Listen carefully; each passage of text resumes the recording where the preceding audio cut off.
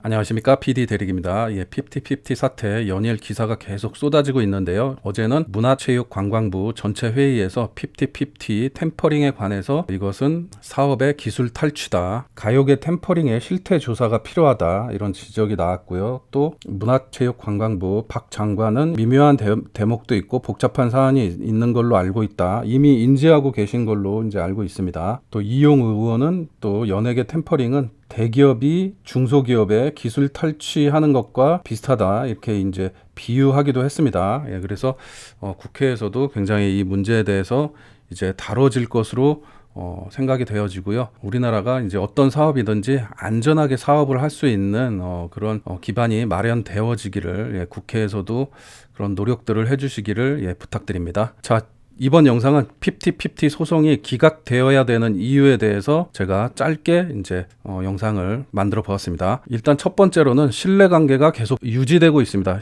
신뢰관계 파탄으로 인용이 될 수 있는 그런 법적 근거가 있지 않습니까? 그렇지만은 뭐 고발도 했고 50-50 멤버들이 고발도 했고, 그 다음에 이제 뭐 가족들의 증언들 뭐 이런 내용들이 나왔지만은 그게 특정 누구를 지칭해서 이렇게 했다라는 게 나와 있지 않은 상황이고요. 그런 내용들이 용역업체가 했던 일들이기 때문에 어떤 정산 부분 얘기했죠. 정산 부분도 용역업체가 잘못했던 부분이 있었고요. 카톡 내용이 나왔고요. 증거 자료가. 그리고 음식물에 관해서 혼냈던 부분, 그런 부분도 B 이사가, 더기버스의 B 이사가 했던 부분이기 때문에 그 행위를 했던 사람들은 용역업체 더기버스 측이다, 이렇게 이제 볼 수가 있기 때문에 이 부분에 대해서 이제 참고를 하셔야 되고요. 그 다음에 그 인터넷상에서 이제 전홍준 대표님을 쳐보시면은 전홍준 대표님은 끝까지 돌아오라고 했고 8월 5일에 골든타임이다 돌아오라고 했고, 조정 기간에 법원에서 조정 기간을 줬을 때도 이제 합의를 하려고 굉장히 노력을 했었고, 또 전화, 카톡, 이메일까지 다 보내면서 이제 어트레트 측에서는 50-50를 돌아오라고 계속 했기 때문에 이 어트레트 측과 전홍준 대표님은 이 50-50 멤버들에 대한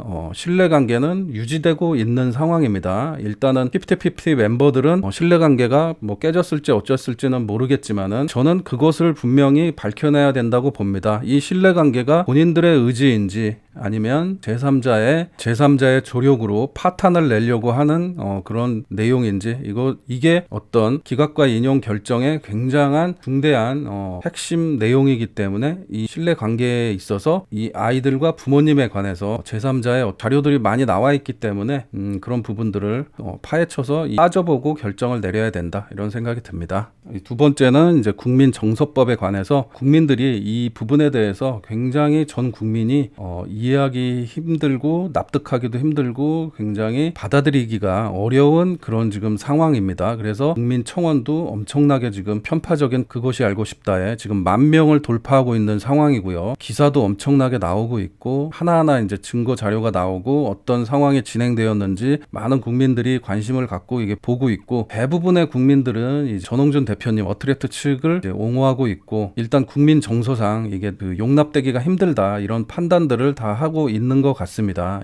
그래서 보시면은 국민정서법이란 한 나라의 국민이 특정 사건에 대하여 집단적으로 드러내 보이는 감정이나 정서를 국민 정서가 법치에 영향을 주는 쪽으로 작용할 때를 뜻한다, 이렇게 이제 나옵니다. 그래서 어떤 이런 국민 정서가 어떤 법치에 이제 적용이 될 수도 있다, 이렇게 보여지는 부분이기 때문에 판사님이 그런 부분들을 면밀히 확인하고 그런 증거들을 또 어떤 이 국민들의 여러 의견들을 이제 보시고 또 판단을 하시는 게 좋을 것 같습니다. 이거는 지금 인용 기각, 연예인과 또 소속사 이런 단순한 문제가 아니라 또 굉장히 지금 유례 없는 최초의 이런 소송 사건이기 때문에 이런 거는 특별히 다른 기준으로 판단을 해야 된다, 이렇게 생각이 듭니다. 자, 그리고 세 번째는 이익 형량에 관해서 지금 안 기자님이 오늘 이제 영상을 올려주셨는데요. 이제 가처분에 관해서 또 이익 형량이라는 게 있다고 합니다. 저도 처음 들어봤고 많은 사람들이 처음 들어보는 법적 용어인 것 같은데요. 이제 보시면은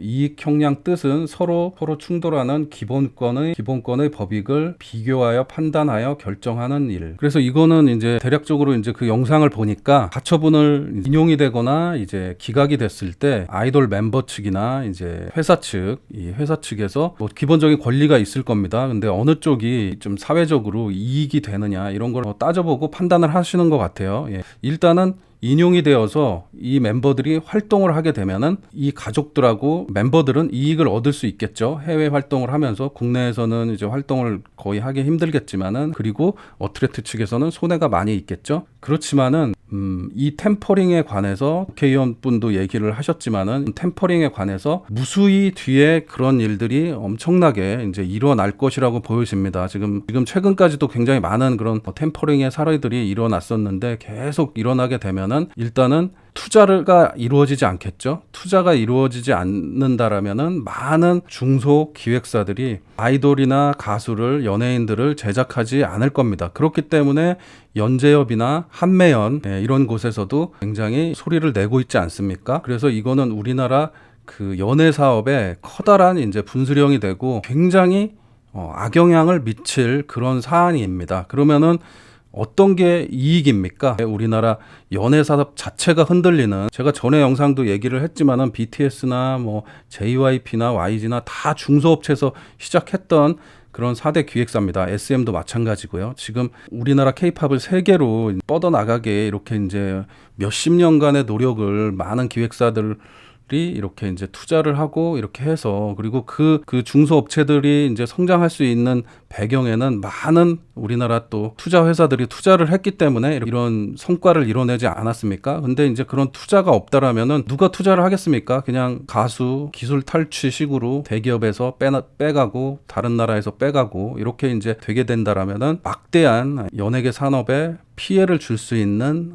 이런 상황이 되는 거고, 또 지금 기사가 어저께 또 나왔는데요. 그래서 이거는 미국에서 기사가 나온 건데요. 워너뮤직 측에서 50-50 멤버를 강탈하려고 시도했던 세력이 워너뮤직 코리아다. 이렇게 이제 미국에서 기사가 나왔습니다. 이제 독소 조항이 이미 앞을 예견을 하고 선거금 문제에서 정황들이 나와서 그렇게 이제 미국에서도 강탈 시도가 있었다. 워너뮤직이 이렇게 이제 기사를 냈던 거 아닙니까? 단순하게 생각을 해서 워너뮤직하고 아마 계약할 확률이 굉장히 높았던 것으로 보여집니다. 만약에 이런 회사들이 템퍼링을 해서 소속 아티스트들이 다 가버리게 된다라면은 막대한 이윤을 이제 외국계 레이블 회사들이 다 가져가게 되는 거죠. 그리고 뭐 소속 아티스트나 이제 뭐 가족들은 돈을 벌겠죠. 그렇지만은 우리나라 사업에는 굉장히 손해가 막심하다. 이익 형량을 따져봤을 때도 엄청난 우리나라에 손해를 끼칠 수 있는 이런 상황이고, 그게 눈앞에서 벌어지는 상황을 이제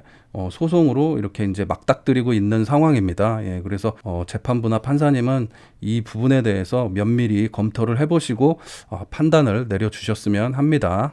그리고 마지막 네 번째는 이제 재판부의 권위를 너무 무시하는 행동을 하지 않나, 이런 생각이 듭니다. 이 50-50 부모님과 이 50-50 멤버들이 그렇게 생각이 듭니다. 이것은 이 멤버들과 부모님의 어떤 행동인지 아니면 배후 세력의 어떤 이런 행동인지는 모르겠지만은 법에 대해서 잘 알고 이런 부분들을 소송을 진행하는 그런 느낌이 듭니다. 지금 뭐 생애 처음으로 이렇게 음반 데뷔를 하고 이렇게 이제 앨범을 내고 하는 이런 부모님들과 이 가수들이 효력정지 가처분 이 부분에 대해서도 어떻게 알았는지, 또 이런 뭐 상표권 등록과 뭐 이런 절차들 이런 것들을 어떻게 아는지는 모르겠지만은 이게 어떤 대화도 없이 소통을 단절해버리고 소송부터 이렇게 진행하고 고발부터 하는 부분, 이런 부분들이 일단 배후 세력이 하는 부분이라고 생각하고, 제가 생각하는 이제 재판부의 권위를 무시하는 부분은 일단은 대화 없이 그냥 소송으로 진행을 해버렸고, 이 생떼 소송, 50-50 생떼 소송이라고 치면은 엄청난 많은 기사들이 나옵니다. 그 모든 부분들, 수익이 아직 발생하지 않은 6개월 된 아이들이 정산 내역을 가지고 또 꼬투리를 잡고 뭐 몸이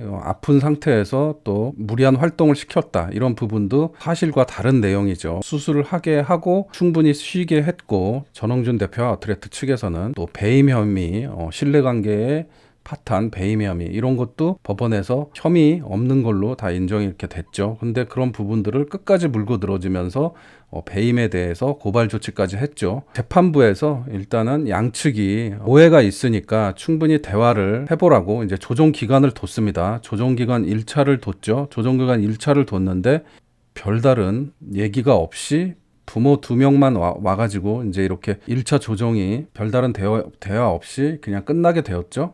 그리고 본인들이 어떤 의견이 있으면은 재판부와 어트레트 측에 제출을 하겠다. 예. 그 부분도 이제 재판부의 어떤 의견을 무시하는 그런 태도죠. 무시하는 태도고, 어떤 성의라도 보였어야죠. 대화를 하는 어떤 성의라도 보였어야 되는데 그런 성의도 없고, 2차 조정 기간에서도 불발이 되면서 아무런 무슨 협의 권고에 대해서도 무시를 해버리면서 일단은 소통을 다 차단해버리고, 요구했던 내용은 전속계약을 파기하는 부분에 있어서는 조정 협의할 의향이 있다, 이런 식으로 이제 파기할 의도로만 이렇게 생각한다는 것은 이 계약에 대한 부분도 무시를 하는 부분인 거고, 무조건 이제 계약 파기할 목적으로만 소송으로만 가려고 하는 이런 부분에 대해서도 이제 재판부와 판사의 어떤 권고에 따르지 않는 이런 부분을 봤을 때 제 생각에는 굉장히 재판부에 대한 권위를 무시하는 그런 독단적인 그런 행태고,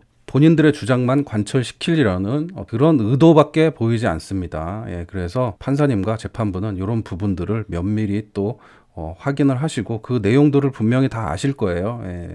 여러 가지 그런 제출된 서류와 자료들이 많이 있으니까 그런 것을 확인해 보시고 생각을 많이 해보시기를 부탁드리고, 또 마지막으로 또 그것이 알고 싶다, 이 굉장히 편파적인 그런 방송 프로그램으로 공중파에 나가는 방송에는 굉장히 언론 플레이를 하면서 부모님과 이 아이들의 편지, 소송에 굉장히 유리하게 만들려고 하는 그런 행동을 보였다.